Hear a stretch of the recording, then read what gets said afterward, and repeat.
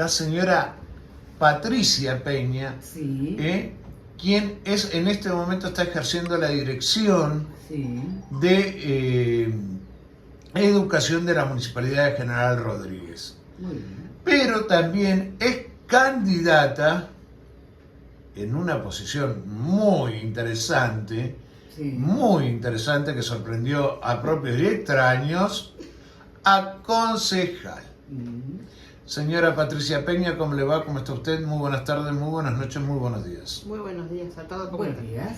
No, le digo todo esto porque no sé si durmió, si no durmió, porque con esto de la campaña, que salen corriendo, que vienen, que van, entonces no sé si es buen día, buenas tardes, buenas noches, ¿vio? Sí, estamos a full con la campaña y nosotros seguimos con nuestro trabajo en la Dirección de Educación, así que estamos casi todo el día afuera, a full. A full.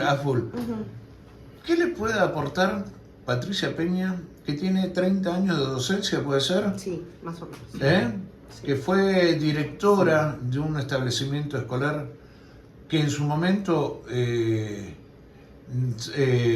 estaba muy bien catalogado como la escuela Atahualpa Yupanqui, una escuela secundaria que, ¿cómo se llama?, que está inclinada hacia el arte. Bueno, acérquese lo más posible al micrófono y con un poquito de voz más fuerte, como si estuvieran los chicos retándolo. Cuéntenos, ¿Qué tengo para aportar en el Consejo Deliberante? Quizás mi experiencia en la docencia, mi experiencia en el trabajo, armar grupos de trabajo, el aprender un montón, porque es una experiencia nueva, es algo nuevo para mí. Entonces, saben que voy a ir a trabajar todos los días, que voy a buscar alternativas para poder iniciar nuevas propuestas. Así que, nada, voy a trabajar muchísimo. ¿Qué se puede hacer desde el Consejo desde el Consejo Deliberante para frenar la violencia en los establecimientos? Mira, en la escuela ya estamos con un programa, desde la Mesa de Salud Mental, tenemos varios programas, ¿no? Rodríguez por el Buen Trato, de la Secretaría Mariana Galván, y después tenemos una mesa distrital de salud mental que trabaja, tiene un nombre largo, que es Ámbitos Libres de Violencia en Contornos No Violentos. Ese programa que tenemos municipal trabaja en tres aspectos. Sí. Por un lado, con los docentes, desde Jefatura Distrital, por otro lado, con los padres de los estudiantes y por otro lado, con los estudiantes. Tenemos gente especializada que hace talleres en cada escuela, estamos recorriendo todas las escuelas secundarias de Rodríguez y con esto también fomentamos la participación de todos los miembros de la comunidad educativa. Nos está dando bastante resultado, sabemos, bueno, y la escuela no es más que el modelo de sociedad que tenemos. O sea, a la escuela llega todos los problemas que hay en la sociedad. Entonces, evidentemente, la escuela, con todo lo que hacemos, a veces no da abasto. Hay muchos problemas que no dependen solamente de la escuela, pero sí estamos articulamos con muchísimas áreas para poder brindar soluciones a esos conflictos que van apareciendo. Claro. Yo siempre que hablo con distinta gente relacionada a la educación, a todo eso, hablan de decir, ¿cómo se llama? No, porque hay que conversar, hay que charlar, hay que tener otra situación, hay que verlas, evaluarlas. Yo digo, ¿no hay que ser también un poco más duro en las sanciones? No hay que imponer un poco, tomen mate tranquila, tomar el asunto con más dureza. Mira, cuando nosotros íbamos al secundario era así. Por eso. Y no sé si era bueno, porque mucha gente se quedaba fuera de la escuela. Nosotros lo que tenemos que hacer es un ámbito de confianza, un ámbito donde los pibes, más allá de que sin tener necesidad de violencia o tener sanciones donde nos dejan afuera de la escuela, porque muchas veces las familias dicen, que los echen. Ese pibe afuera de la escuela, después, la escuela es la trinchera, es lo último que tienen después de la sociedad, no hay nada. Entonces la escuela tendría que abrazarlos, cuidarlos y buscar la alternativa para que estos pibes puedan tener soluciones. Desde el cariño seguro. Porque a mí me pasó en proyecto de mi escuela, en nuestra escuela, cuando teníamos la 4, nos pasaba esto. Pibes que venían chicos judicializados, chicos y terminaron la escuela y tienen un proyecto de vida ahora. Entonces, si esos pibes lo hubiéramos dejado afuera, quizá era un chorro más en la calle. O un vendedor de drogas, yo qué sé, no sé, un tranza, no sé. Pero por eso digo que nosotros, yo entiendo a las familias cuando dicen, no, pero este pibe joroba el resto, es la manzana que pudre el cajón. Son pibes. Los pibes llegan ahí por algo, tiene una familia atrás, un contexto político atrás, un contexto económico. Tenemos que ayudarlos. Y muchas escuelas están trabajando en eso. Yo creo que no es la expulsión lo mejor, yo creo que tienen sanciones en las escuelas, hacen sanciones reparadoras. No es que no tienen ninguna situación, se los cambian de curso, la escuela tiene mecanismos para poder modificar eso. Pero con el pibe no hay que sacárselo encima, hay que trabajar con esos pibes. Hay que trabajar con el servicio local, hay que trabajar como se viene trabajando en las escuelas. ¿Vos sos de la idea, Patricia, de nene rompe, papá paga? Sí, también se puede hacer, sí. Lo hemos hecho en la escuela muchas veces y hay papás que no tienen la posibilidad. Bueno, yo me acuerdo una vez en la escuela que el pibe rompió una ventana, un vidrio, y el papá viene desesperado y me dice, mira, la verdad que no tengo plata, pero te puedo hacer algo, Patri, yo qué sé, ¿querés que te pinte un salón? Y eso me pareció maravilloso, porque colaboró con la escuela. Entendemos que los pibes a veces se portan mal y a veces los papás no tienen la culpa tampoco, ¿no? En el contexto. A veces no tienen la culpa. Esta fue una situación puntual. Pero yo creo que en situaciones sí ameritaría y en situaciones se charlaría y se hablaría con la familia. ¿Qué cambios notás? No te quiero tratar de mayor, ¿no es cierto? Pero ¿qué cambios notás de cuando empezaste hace 20, 25 años atrás a la fecha? En la educación, en el respeto, en la sociedad. Bueno, en varios aspectos. Yo, por ejemplo, en infraestructura. Ahora tenemos, o estamos haciendo, una escuela para cada barrio secundaria. Yo cuando entré a trabajar era la EGB. Y teníamos... Educación básica primaria, claro, o algo claro. así. Escuela general, educación general básica. Y estaba el 7º, 8º y 9º en la primaria. Entonces se primarizó toda la primer parte de lo que era el secundario que hice yo, por ejemplo.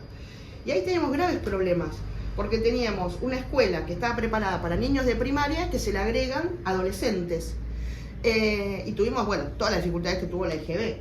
En un edificio chiquito, compartiendo. Eso fue terrible. Y peleamos para que nos pongan vidrio en los salones, por ejemplo. Porque no teníamos vidrio, no teníamos... Y ahora, yo le decía a las chicas, ¿no? Que quizás la gente no lo pueda apreciar, pero uno que ya hace tantos años que está en la educación, ahora hay escuelas que ya estamos poniendo aire acondicionado. O sea, si bien falta muchísimo todavía, nos falta, nunca decimos que está todo perfecto porque nos falta un montón. Pero sí, todo lo que se hizo un montón. Yo le digo, si estoy en estas gestiones porque veo que el proyecto de Mauro realmente ayudó muchísimo a las escuelas y mejoró.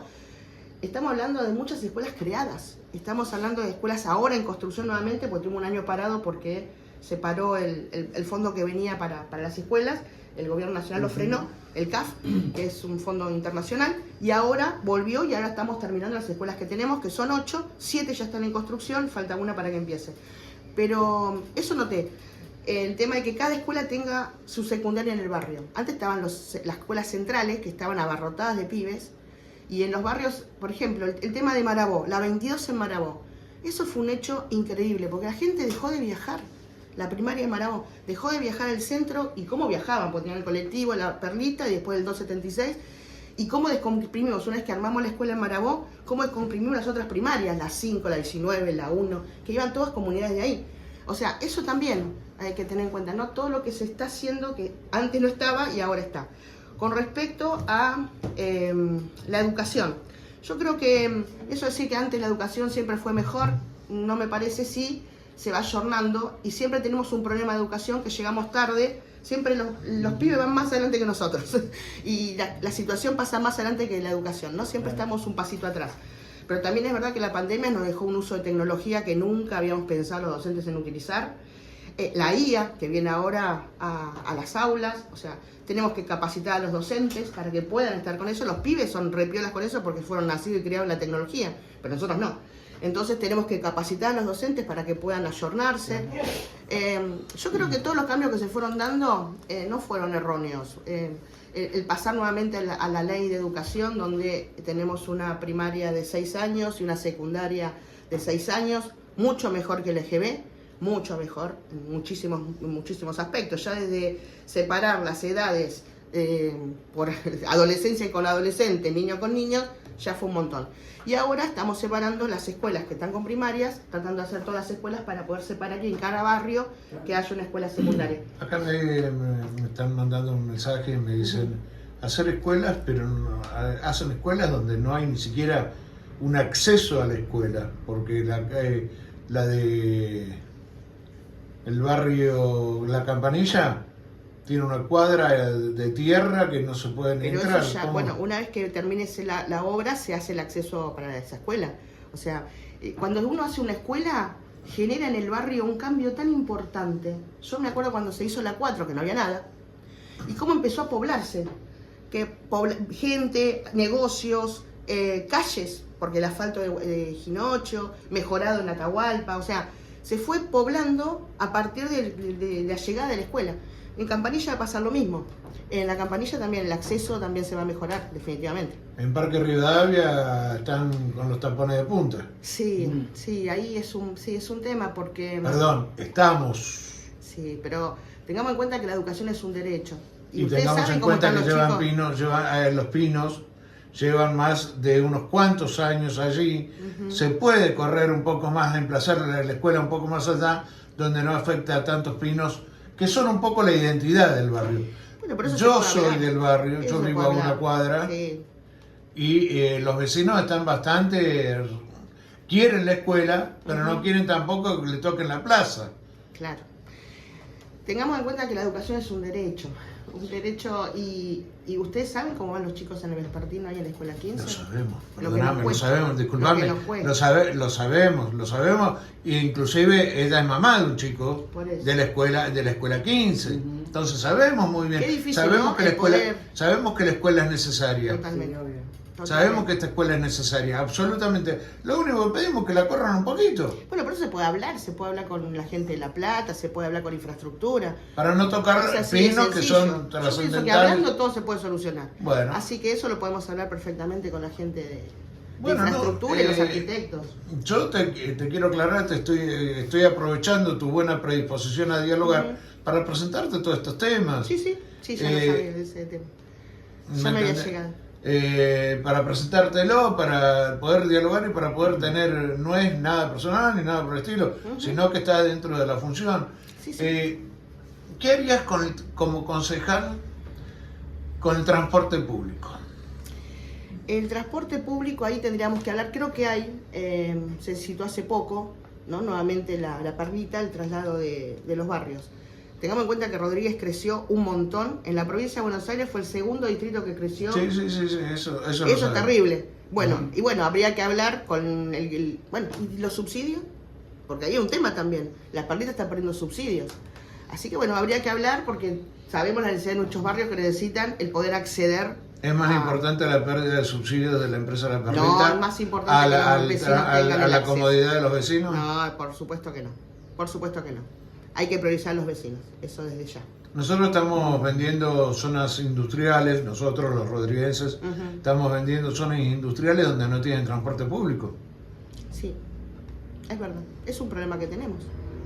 Dijimos que es un problema grave el que tenemos en Rodríguez. El transporte público es uno de los temas. Tenemos muchos barrios que no tienen acceso y muchas familias nos están pidiendo, por ejemplo en la fraternidad, el colectivo no llega hasta allá.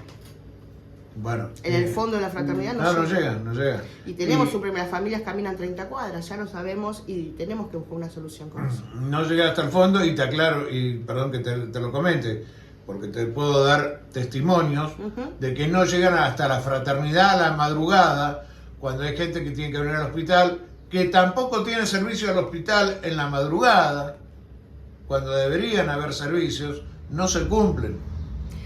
Y eso habría que hablarlo con la secretaría que corresponde. Ya lo estoy manejando, pero te comento que eso está pasando. Sí, lo sabemos porque muchas familias han hecho notas por ejemplo, en la fraternidad pidiendo la extensión del colectivo un par de cuadras más hacia Parque Granadero. ¿Por qué? ¿Quién es Patricia Peña?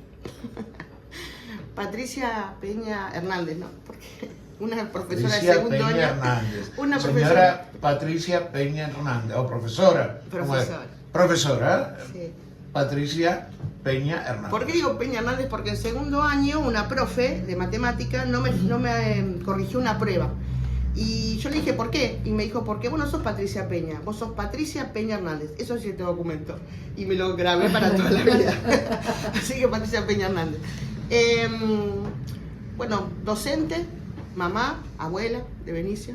¿Benicio qué edad tiene? Cumple 3, ahora el 16 de ¿Ya septiembre. le presentó a la novia? No, sí, todavía no el jardín. Todavía no la dejo ir al jardín. ¿Viste? Ya va a llegar. Ya va a llegar. Bueno, profe de historia, pasé por todas los distintos trabajos dentro de educación, fui profe, menos preceptora, fui secretaria, fui vice, fui dire, fui jefa de departamento en la escuela técnica y en la escuela secundaria 1. Cubrí casi todos los rubros de educación. Bueno, y después fui 10 años directora de la secundaria 4. El año pasado me recibí de museóloga, que también me gusta mucho, es una profesión que me encanta, el contar la historia desde otro lado. Y bueno, me gusta mucho estudiar, leer un montón. Estoy pensando también empezar otra carrera en algún momento, alguna maestría en cómo contar la historia, pero tiene que ser a distancia porque no tengo mucho tiempo para cursar, así que tiene que ser virtual. Pero sí, me gusta mucho aprender. Y por eso digo, en el Consejo Deliberante seguramente voy a leer un montón, voy a aprender un montón. Y es una experiencia completamente nueva para mí. ¿Va a ser testimonial tu candidatura? No lo sé. Lo que me diga Mauro estaría ahí firme y presente, no sé. La verdad que no lo sé. ¿Por qué acompañar a Silvia Figueiros? Porque la Chifu es una mujer que trabaja un montón por la gente, se esfuerza día a día, es re compañera, es madre, porque también entre todo esto también hace, porque uno como también es madre sabe, y aparte de todo es madre, y lleva a sus hijas a la escuela, que lleva, que trae, que el dentista, que aparte de todo lo que hace, pues es una mujer incansable, a la mañana, a la tarde, a la noche. Y no solamente por las elecciones, durante todo el año es así. O sea, ahora se incrementó por esto de las elecciones, pero todo el tiempo está pendiente de la gente, de los merenderos, de los pibes, de las pibes. Es incansable. ¿Por qué acompañar a tu nino? Porque es un profesional excelente, porque es un gran compañero, porque realmente se ocupa de la salud pública. Ustedes vieron los CAPS, todos los CAPS que tenemos, cómo mejoró todo el tema de salud primaria en los barrios. O sea, es una gran persona aparte. ¿Cómo actuarías ante el caso de una persona que no está pudiendo recibir los clavos que necesita para su operación, como en el caso que estamos viendo ahora en este momento? Mira, justamente ayer Mauro dijo que hay muchísima gente que no está teniendo respuestas de sus obras sociales o de... No, esta es una persona que no tiene obra social, Sí. que no tiene obra social, que está solicitando todo a través del hospital y a través de Gustavo Tomino, pues lo hemos manejado así, y no está teniendo respuesta. ¿Qué harías vos como concejal? Yo creo que Gustavo seguramente le va a dar respuesta, porque estamos dando respuesta. En la secundaria 14 se está buscando por ejemplo, una silla postural para un alumno, un estudiante que no tiene, la silla postural, una nena que tiene una prótesis, que en el Garrahan la doctora que tenía que firmarle el papel renunció. Estamos buscando para también que le puedan firmar esa orden para poder darle la prótesis a la nena. O sea, nos estamos ocupando. Quizás habría que hablar con Gus para que esto pueda solucionarse, pero se está dando respuesta a esto.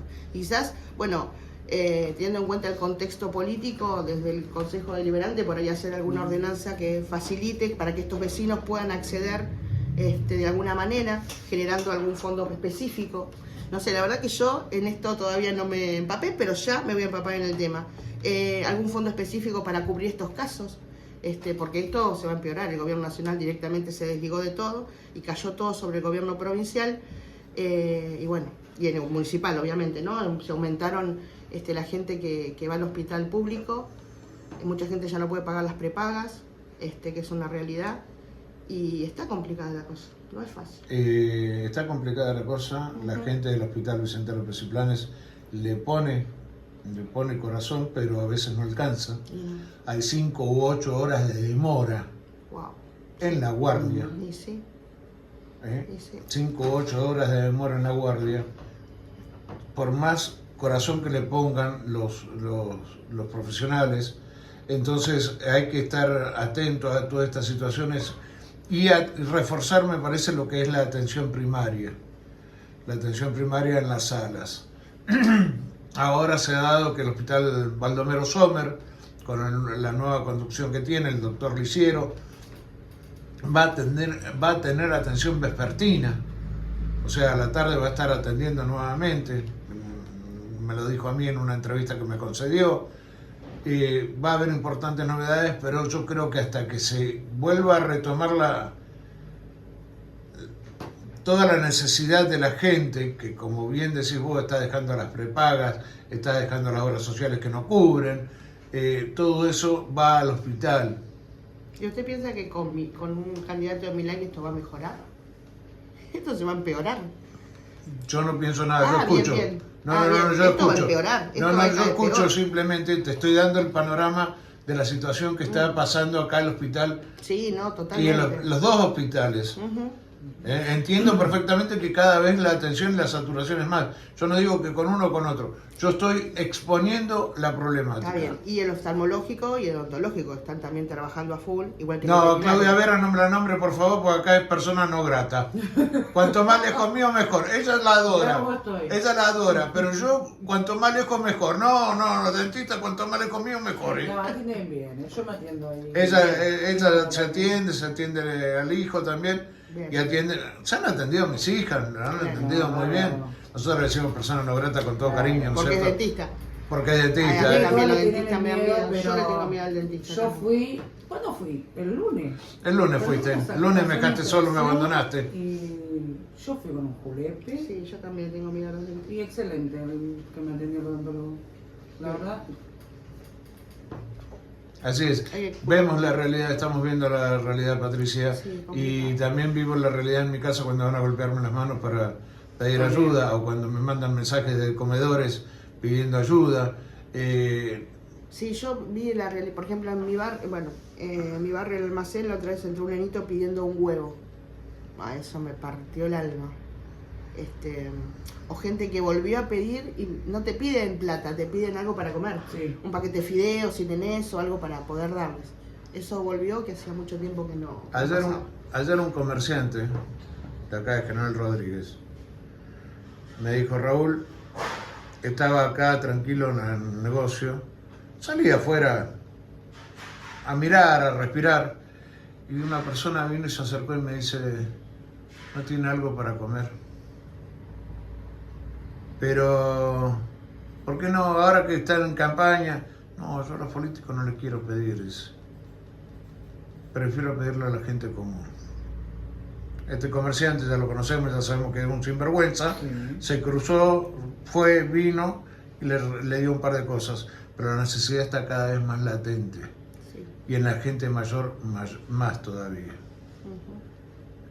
Hay un proyecto que se ha presentado, no sé si lo has escuchado, sobre la focalización de la atención de la discapacidad, o sea, poner un centro de discapacidad donde se haga todo la atención, motriz, psicológica, toda esa atención. ¿Lo has escuchado ese proyecto? No lo escuché. No. Bueno, cosas que van a quedar para estudiar y para ir adelante. Estaría aprendiendo totalmente. Invita a toda la gente a que los vote el día 7 de septiembre, a que los acompañe. ¿Vos pensás que va a ir mucha gente a votar o va a ir poca gente a votar? No sé, por lo que estamos viendo va menos gente a votar que años anteriores, pero es súper importante que la gente vote. Más allá de quien vote, es importante la participación democrática. Nos costó un montón poder llegar a tener nuevamente esta democracia, y uno de los hitos de la democracia es poder elegir a nuestros representantes. Y más allá de lo que uno vote, tiene que ir a votar, porque es un hecho democrático y hace que crezca nuestra democracia. Con falencias, con todo lo que tengamos en la democracia, es súper importante poder participar. Eso por un lado. Y por otro lado, seguir participando y más que nada votarnos porque nosotros necesitamos tener más manos y más votos en el Consejo Deliberante para poder sacar todos los proyectos que quiere Mauro llevar adelante.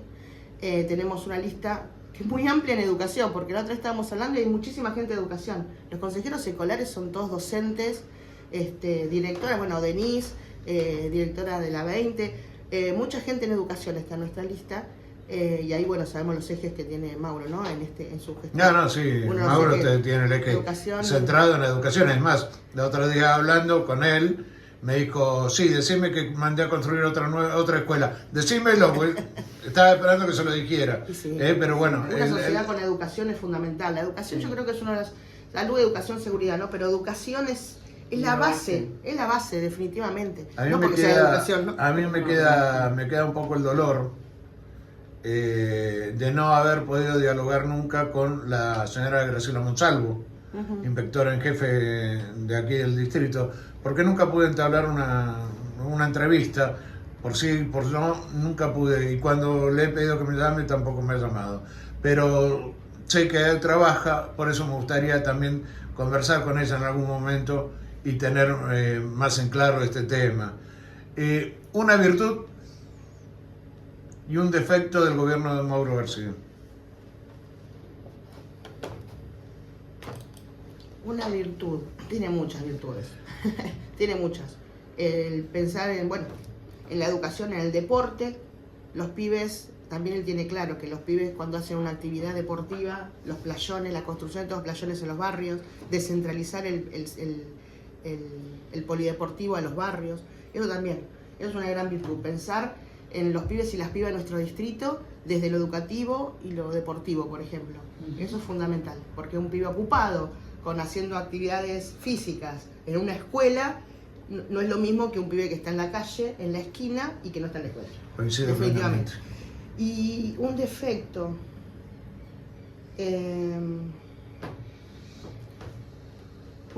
del gobierno de Mauro, en función de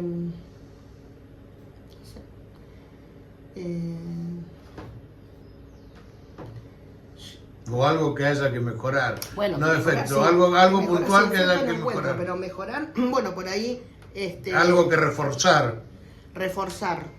El tema de obras públicas, por ejemplo. Eso es una que tenemos que reforzar. Pero bueno, ya va a llegar el tiempo para poder hacerlo, ¿no? Vanessa, no te dejé Sí. hablar para nada, como siempre, nunca te dejo como hablar. Como siempre, ¿viste? No, ¿sabes qué te iba a preguntar? Hablábamos del tema de la educación, y si se habla de futuro, de tener los chicos puedan tener talleres, horas extras para que, puede ser, porque es verdad lo que hay muchos chicos que tienen problemas a veces en la casa, y esto también es una manera de poder también ayudarlos a salir un poco de eso, ¿no? Que las escuelas empiecen a implementar una horita más en los adolescentes, porque es la parte donde más se complica. Y yo creo que me gustaría saber si en un momento se va a implementar alguna actividad extra para que los chicos tengan esa poquito de salida, ¿no? Y sacar un poco también de como bien decir, la calle, de esto, entonces que Pero tengan. no teníamos ese programa, estaban los patios abiertos, que todavía están, es un programa que abren los sábados. Tenemos los centros socioeducativos comunitarios, los 5 centros que están en Güemes, en Marabó, en Los Aromos, Agua de Oro y Pico Rojo, que tienen estas actividades los fines de semana y en la semana. Tenemos la escuela en la fraternidad, la escuela abre los sábados para el Club de Ciencias, hay 2 escuelas que tenemos con Club de Ciencias, la secundaria 6 y la secundaria 7. Y estaba el CAJ, el Centro de Actividades Juveniles, que el gobierno veía se cerraron, el único que quedó fue el de la 4, que era un programa muy interesante, donde tenían talleres los sábados para las distintas actividades de los pibes. Y eso estaba muy bueno porque estaban también un día más en la escuela, tenían talleres donde aprendían y hacían actividades diferentes, ¿no? De teatro hasta música. Sí, no es imposible, es viable. Aparte cuando uno más, tenemos los talleres centralizados de la Casa de la Cultura también, tenemos que van muchas escuelas. ¿Y oficios? Y oficios tenemos descentralizados del Centro de Formación Profesional 402 del Altejado, que están yendo a algunas escuelas. Por ejemplo, la secundaria 17 tiene un programa de trabajo con el director de empleo, un programa de microemprendedores que lleva ahí gestión emprendedores. Matías Magni, se lleva ahí a la secundaria 17.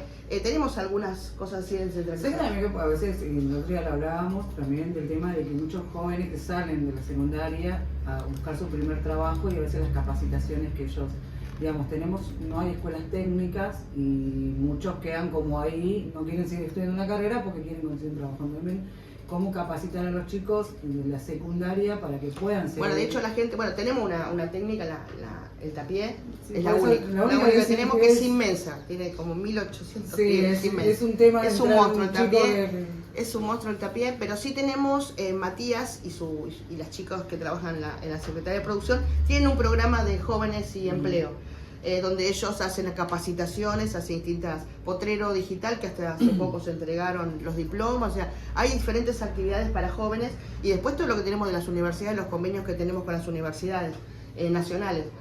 Ahora empezamos uno con la Universidad de Luján, de una diplomatura en agroecología y alimentación y soberanía alimentaria.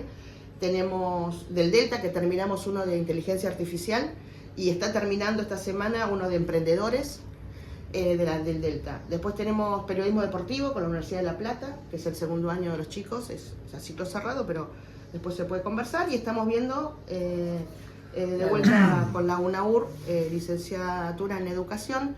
Ya se egresaron 50 docentes, y esto es lo que dice Mauro, ¿no? Queremos nuestra universidad obviamente propia, General Rodríguez, porque toda esta gente que estudia acá vuelca en la ciudad todo lo que aprendió, y eso nos enriquece a todos, porque esa gente, todo ese capital que aprendió, todas esas cosas nuevas, desde emprendedores hasta inteligencia artificial, las docentes que hicieron licenciatura en educación lo están volcando hoy en día en nuestras escuelas.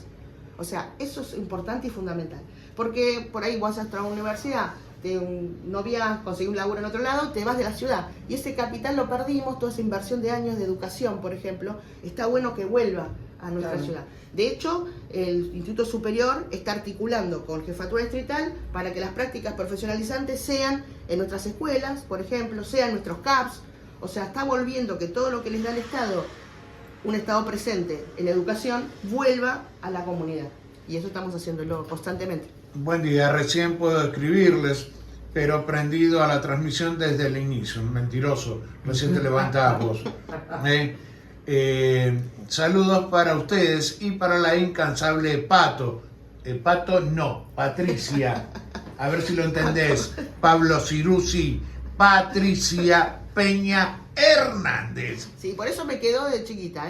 Decile que ya tengo el libro de Doña Petrona en formato PDF para pasarle. Le mando un beso. Escúchame, en lugar de pasarle el libro, ponete a cocinar la receta. No, dale, Pablo. Paulo Ciruzzi le está mandando un saludo, Pablo, que también en algún momento me entrevistó este año.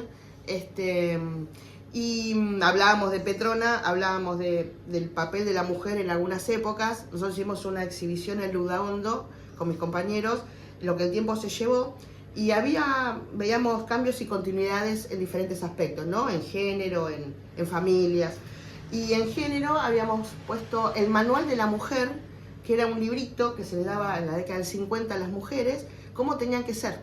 Entonces una decía, por ejemplo, cuando llega tu marido, no te pongas a hablar de las cosas que te pasó en la casa. Él viene cansado de trabajar y necesita que vos lo sirvas, por ejemplo, ¿no? No. Cosas así. Y una señora se paró en la exhibición, vio ese cartel y dijo, pensar que mi mamá vivió toda la vida pensando que eso era lo correcto. No, estuvo muy buena esa exhibición, y por eso hablábamos del libro de Petrona, que cuando te casabas te vas al libro de Petrona, para que cocinas. Sí, que no nací en esa época. Y yo tampoco. Y yo tampoco. Yo tampoco nací en esa época. Por eso me entro y me dicen, anda a cocinar, anda a lavar, anda a planchar. Bien ahí. ¿Qué viene ahí? Hay que ¿Qué colaborar. viene ahí? Qué No, bueno. tremendo. ¿Sabes? Patricia, te iba a preguntar también, hablaste de los libros y algo que a mí me pasa con mamá, ¿no? Digamos, la falta de lectura de los chicos, la falta de comprensión de texto, que los chicos están tan involucrados al celular, a la tecnología, que se fue perdiendo eso de la lectura, ¿no? De que se reencuentran los chicos con la imaginación también. Bueno, sí, yo ahí tengo como Porque, mira, participamos justamente con la secundaria 7 Sí. en que quedó seleccionada del distrito, primero fue una etapa distrital, en el Parlamento bonaerense. Y los chicos tenían que defender diferentes posturas. Uso de celulares en la escuela, no uso de celulares en la escuela. ¿Por qué sí, por qué no? Y tomó algunas cosas de ese debate que estuvo súper interesante. Donde mencionaban, ¿no?, que si a los chicos les primero que prohibir me parece una horroridad, me parece horrible prohibir el uso de celulares en lo personal. Sí hay que aprender a usarlos y a usarlos pedagógicamente en la escuela, porque no me gusta prohibir nada. Me parece que y uno de los chicos argumentó eso. Por ejemplo, dijo: a mí me parece que si nos sacan los celulares en las escuelas es como hace 50 años les sacaban los libros. Porque muchos pibes, el acceso que tienen a la información son los celulares. Entonces, vos le podés bajar PDFs en los celulares, pueden leer en los PDFs. Tienen otra forma de lectura quizás, no en formato papel, sino en formato digital. Sí, me parece que la lectura de libros, decís vos, obviamente la imaginación, te abren otros caminos, otros mundos. Me parece súper importante que se vayan mesmatizando las dos cosas. Pero la tecnología vino para quedarse y ellos lo usan en las escuelas. Quizás ahora, bueno, algunos siempre, viste, mi hija está conectada a internet, pero vos estás en la universidad hasta ahora, chiquita, ¿qué estás haciendo, por ejemplo? Bueno, nada, pasa.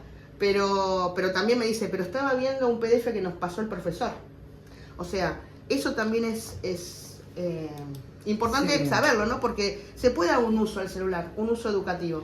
Sí, de hecho, lo están haciendo muchas escuelas. Del libro, porque me parece más interesante que ponerle los chicos que tengan un taller de lectura, que estén un rato con un libro leyendo, antes con el celular, bien lo decir, porque a veces si estaba leyendo un PDF, convivo con adolescentes, sé lo que es el manejo del celular, y a veces las actividades que mandan no las hacen, muchos chicos no las hacen, porque se entretienen con otras cosas. Para mí, a mí me gustaría que tengan esto, que los chicos vuelvan al libro y que es empiecen con la lectura. Bueno, porque el libro en muchas materias están trabajando. Bueno, práctica del lenguaje definitivamente lo están haciendo. Sí. Tenemos mucha bibliografía en algunas escuelas, pero también es verdad que si damos puntuales, yo me acuerdo que por ahí nos mandaban lecturas extras en la escuela, ¿no? Aparte de las que hacíamos cotidianamente. Yo tenía que ir, entonces en esa época iba a Imprex en Padua y compraba el libro usado de lectura. Hoy no está esa posibilidad. Muchas familias no pueden acceder a un libro porque a veces es caro. Entonces esto quizás facilita el acceso al libro. También es todo una magia el poder abrir un libro, el poder leerlo. Pero bueno, también esto facilita en algunas situaciones la lectura de lo costoso que es un libro. Sí, lo sabemos. Yo qué sé, porque los libros de arquitectura de mi hija son carísimos, por ejemplo, y ella se maneja con el celular, Claro, se lo pasa por PDF. Sí, los chicos de universidad, ponele que son bueno, más secundaria grandes, también ella lo usaba, pero ella lo usaba en la escuela también. Claro. Bueno, iba a la escuela 4, que era Sí. la orientación en literatura. Claro. Sí, de hecho hay talleres, por ejemplo, Bajo la Parra, que hace Mirna, es un espacio de lectura de poesía, por ahí falta más información o por ahí más... Porque hay muchos pibes que escriben poesía. En la secundaria 1 tenemos unos escritores increíbles. En los bonaerenses, cualquier cantidad de pibes participó en el tema de poesía y de escritura. Patricia, una persona de tu edad, con todo respeto, ojo, entendeme a lo que apunto, ¿qué piensa de la ESI, de la enseñanza sexual, cómo es? Educación sexual integral. Sexual integral, de la aplicación en las escuelas? ¿Qué opinión te deja? Mira, yo te voy a decir una cosa. Cuando entré en la escuela secundaria 14, yo había pedido un aula maternal, porque tenía tantas pibas embarazadas que no podían asistir o teníamos que venir con los pibes a la escuela. Cuando terminé la escuela, teníamos una. Y trabajamos la ESI. Aplicando. Totalmente. La ESI te salva, la ESI bien aplicada, hasta los problemas de conflicto de violencia. O sea, la ESI es maravillosa. Yo no sé por qué hay tanta gente que se resiste a la ESI, porque en nuestra época no había, teníamos educación sexual, creo. Yo me acuerdo que solamente los órganos reproductores, nada más que eso te daban. Y la ESI es mucho más amplia. Y es fundamental en las escuelas, es fundamental. Yo te digo un simple ejemplo, ¿no? Teníamos casi 10, 15 pibas embarazadas en una época, y luego el trabajo con la ESI, una sola. O sea, yo lo vi en la escuela, Vos lo viviste en una escuela secundaria. Por supuesto, en una escuela secundaria. Ahí la ves muy bien aplicada. En todas, porque en el jardín Mi sobrino, yo le dije, vení, pasá, dale, pasá. Me dice, las partes íntimas no se tocan, tía. Y yo le pegué en la cola para que pase, yo qué sé. En todo, porque está adaptada a cada edad, a cada nivel. Me parece fundamental enseñar la ESI. Y con la ESI también han salido muchos casos y muchas situaciones que no se podían hablar antes. Claro. Yo lo vi con mi abuela esto, de la ESI. Mi abuela, el 31 cumple 98 años. Y hablamos ella escucha mucha radio. Y ella mencionó esto de la ESI y me decía, ¿a vos te parece, si hubiera estado en mi época, yo quizás había podido decir que me abusaba mi tío? Y me quedé, nos quedamos todos porque nadie sabía. O sea, fue re fuerte. Y ella dice, si hubiera tenido esto en mi vida, me hubiera sido mucho más fácil poder decirlo y quizás hubieran cambiado muchas cosas en mi vida, dijo mi abuela. O sea, me parece fundamental el trabajar la ESI en todos los niveles. En todos los niveles. Yo quería compartir esto, digamos, cuando hablamos de la educación sexual, me parece que es algo muy fundamental en los jóvenes y en los chicos. Yo soy madre de adolescentes y a veces tenés que, también, yo cuando era adolescente, mi papá era muy poco, ni se hablaba de los temas del cuidado y de qué es lo que puede llegar a prevenir hasta un abuso. Esto es una gran verdad. Y me parece que, sí, es verdad, yo creo que los chicos hay que enseñarles sin el tabú, sin decir, que a veces muchos padres jóvenes, que también les cuesta hablar con los hijos el tema de lo que es el cuidado de la sexualidad, y entonces uno va aprendiendo también, porque me parece que es muy importante. Y yo no sé si estoy equivocado, pero no sé cómo estará el índice de embarazos jóvenes ahora, porque la verdad que con todo lo que se estuvo trabajando, uno con las charlas que se dan siempre, el otro de que vas aprendiendo y de las ventajas que tienen muchas mujeres jovencitas, ¿no? Con los anticonceptivos que se pueden adquirir, siempre con el estudio correspondiente. Yo siempre lo digo, primero consulten con el médico y que le dé todas las cosas que pegamos.